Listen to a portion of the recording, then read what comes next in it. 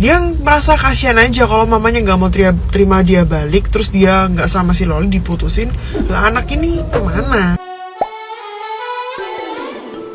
Hola netizen yang tercinta, Nikita Mirzani tidak mudah luluh dengan janji Fadel Bajide yang akan memutuskan hubungan dengan anaknya Loli, bila itu bisa membuat hubungan ibu dan anak ini kembali membaik. Menurut Nikita Mirzani, janji yang dilontarkan Fadel sudah terlambat, sebab sudah 1 tahun lebih Fadel menjalin hubungan dengan Loli. Rupanya Nikita Mirzani sudah sempat menghubungi Fadel secara baik-baik melalui DM Instagram di awal menjalin hubungan dengan Loli. Kala itu Nikita Mirzani sudah meminta Fadel untuk menjauhi Loli dan tidak berhubungan dengan anaknya. Namun Nikita Mirzani menilai Fadel cuek dengan peringatannya dan justru semakin melunjak. Fadel dan Loli justru semakin sering video call setiap malamnya dan live TikTok bersama. Karena itu Nikita Mirzani menegaskan dirinya tidak akan memberikan ruang dan kesempatan apapun untuk Fadel sekeluarga dan Loli.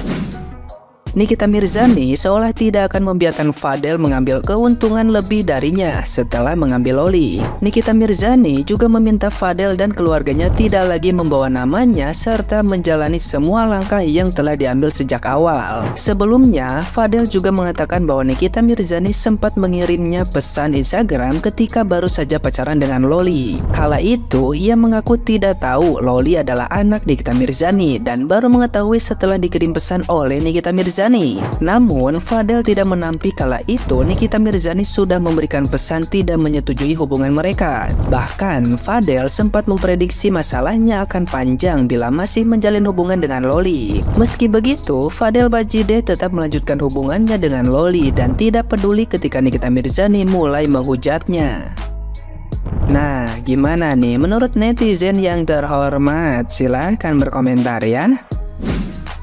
Ini drama percintaan bocil ribet amat ya. Benar salah kita nggak ada yang tahu karena kita nggak ikut ngejalanin. Jujur nggak ikut ngejalanin kan. Kita nggak kenal mereka juga. Jadi benar salah aku nggak mau ngejudge. Cuman kalau memang benar apa yang dikatakan Fadel itu, dia konsisten dengan janjinya, kita ya harusnya appreciate sih ya. Bagus lah, bagus, gentle itu namanya. Tapi ya nggak ngerti lagi nih kedepannya gimana. Selama hatinya Nikmir belum terbuka juga kayaknya susah ya. Dan dari kasus ini aku sebagai orang tua cuma bisa bilang begini, kita itu ya orang tua semua pasti pengen yang terbaik untuk anaknya. Semua pasti pengen yang terbaik untuk anaknya. Walaupun dalam prosesnya ya banyak halangan, banyak kendala ya, tapi emang itu perjuangannya karena jadi orang tua itu susah say. Gak ada sekolahnya ya kan? Gak ada sekolahnya. Dan disitulah letak perjuangannya karena tanggung jawab dunia dan akhiratnya tuh berat banget gitu. Cuman ya wes lah, namanya orang hidup gimana harus dijalani gitu ya. Dan untuk Fadel ya ini sebuah resiko yang memang harus kamu hadapin karena dari awal kan kita tahu ya. Sebelum ketemu Fadel, si Loli ini memang sudah problematik, dia memang sudah bermasalah ya. Dulu itu karena efek si Nikmir dengan pasangan yang terdahulu ya, jadi sampai kayak gini ketemu Fadel jadi makin kesini makin kesana gitu kan ya. Cuman nggak bijak juga rasanya kalau sampai keluarganya Fadel semarga-marganya dihujat gitu. Ya jujur nih, kalau aku jadi orang tuanya Fadel, aku nggak bakal setuju udah nyari pacar lainnya aja yang nggak problematik, yang nggak bermasalah. Ribet say, puyeng, mumet jadi omong Jawa, sumpek mumet. Buat apa nyari yang ribet-ribet gitu loh, ya kan? Belum tentu juga jadi ke jenjang pernikahan gitu, tapi masih pacaran aja udah ribet gitu. Kalau aku sih aku wes big no, udah nyari yang lain aja. Ngapain gitu. Hubungan yang toksik tuh layaknya ya dihindarin lah, nggak perlu dipertahankan gitu. Kalian masih muda, kalian sama-sama punya skill ya. Sebelumnya juga Fadel udah punya skill gitu. Loli juga tak rasa ada skill yang bisa dikembangkan. Udahlah, sukses di jalan masing-masing aja dulu gitu ya. Terlalu yang begini-begini masalah pacaran itu udahlah, cinta tidak seindah itu, Dek. Beneran, Dek. Ujung-ujungnya kita nggak tahu gitu kan ya. Ujung-ujungnya kita nggak tahu. Itu ya udahlah. Semoga kedepannya bisa berakhir dengan baik untuk semua. Dan buat kalian para orang tua, kita semua orang tua terutama ibu Ya, semangat terus karena membesarkan dan mendidik anak itu nggak mudah. Habis nontonin podcastnya Fadel di Bang Denny Sumargo kan, terus nonton yang Niki sama Bang Denny dan Fadel sama Bang Denny biar kalian dapat gambarannya. Tapi disclaimer, intinya si ibu dan anak ini bukan bertengkar karena Fadel ya. Mereka sudah bertengkar dulu.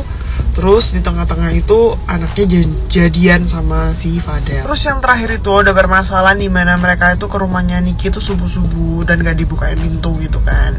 Nah kalau setelah dijelasin Fadel di Bang Denny, intinya tuh murni beda pandangan aja sih, beda persepsi, jadi mereka salah paham. Kalau menurut si Fadel, si Loli baru sampai di bandara tuh kan malam banget ya, perjalanan Nino baru sampai di rumah mamanya tuh jam 2:30 pagi atau gimana lah intinya ya.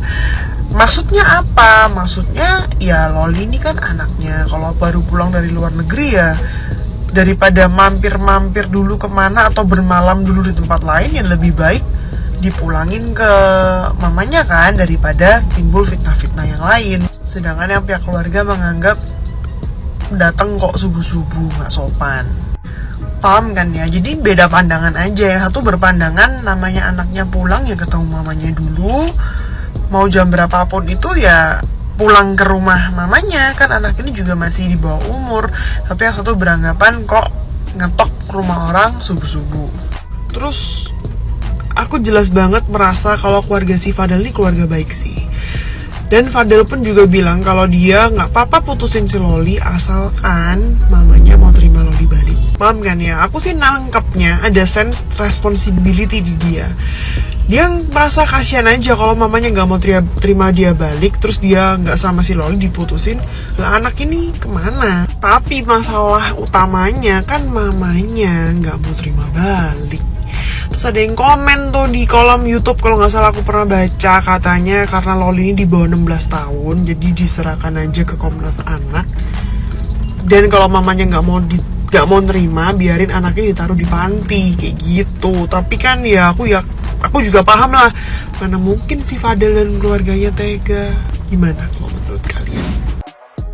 Nikita Mirzani versus tukang semir, kalian belain yang mana guys? Kemarin gue abis nonton podcast gitu sama Denny Sumargo kan. Dan di podcast itu menurut aku Nikita Mirzani udah nampak sangat-sangat dewasa dan sangat jauh lebih bijaksana daripada sebelum-sebelumnya. Walaupun lipstiknya tetap warnanya kayak abis makan orok ya. Atau mungkin abis makan tukang semir kali ya. Gokil banget ini Nikita Mirzani ini pengorbanannya ya. Dia daftarin sekolah anaknya aja sampai 1,2 miliar. Bayar agennya aja sampai 400 jutaan di Singapura. Gimana gak marah coba emaknya? Dikira duit segitu dapat dari ngepet kali. Walaupun di podcast itu Nikita Mirzani berusaha untuk kalem, adem, tapi dari sorot matanya nggak bisa bohong. Aku bisa melihat kemarahan yang membara, kekecewaan yang melanda. Lagian jam 3 subuh balik ke rumah ya iyalah nggak dibukain pintu. Jam segitu mau silaturahmi apa mau nabur garam santai? Lagian punya emak seasik ini kurang apa sih? Gue punya emak kayak gini nih, tiap Sabtu Minggu gue suruh traktir tuh dugem di Senopati. Emaknya Nikita Mirzani budinya Jennifer Jill gitu ya. Betapa indahnya hidup. Ini yang dikata orang mau segala-galaknya induk macan nggak bakal nyakitin anaknya. Tapi sepanjang podcast gue sibuk aja ngitungin perhiasannya si Niki. Bulangnya sebelah kanan Cartier bertumpuk-tumpuk lah. Itu satunya aja 60 juta. Cincinnya berlian kanan kiri, belum lagi kupingnya ditaburin berlian. Berapa miliar itu mau podcast doang? Itu hampir semua jari dikasih cincin. Kerja di rawa bening itu Niki. Pengen sama ketularan dagingnya ya. Kalau kalian pengen jewer anaknya apa emaknya? Kalau gue jujur pengen jewer emaknya, gue ambil berliannya, gue rampok.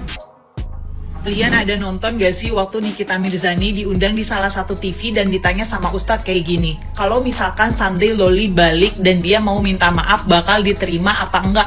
Dan Nikita Mirzani ngomong kayak gini, saya nggak tahu Ustadz, biar waktu aja yang menjawab. Gue walaupun belum jadi ibu, di situ gue merasakan sakit hatinya menjadi ibu yang punya anak seperti si Loli.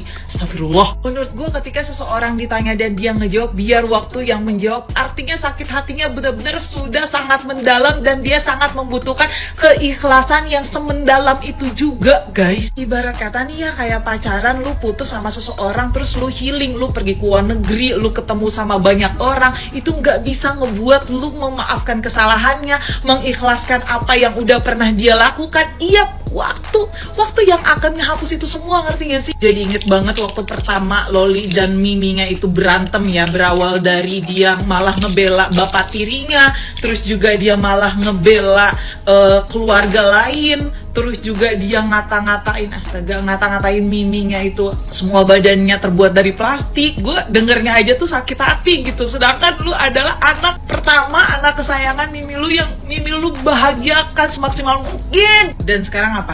Hasil dari sakit hati nyokap lu karena lu gituin. Lu dihapus dari kakak, lu dihapus dari ahli waris 40% loh, Li.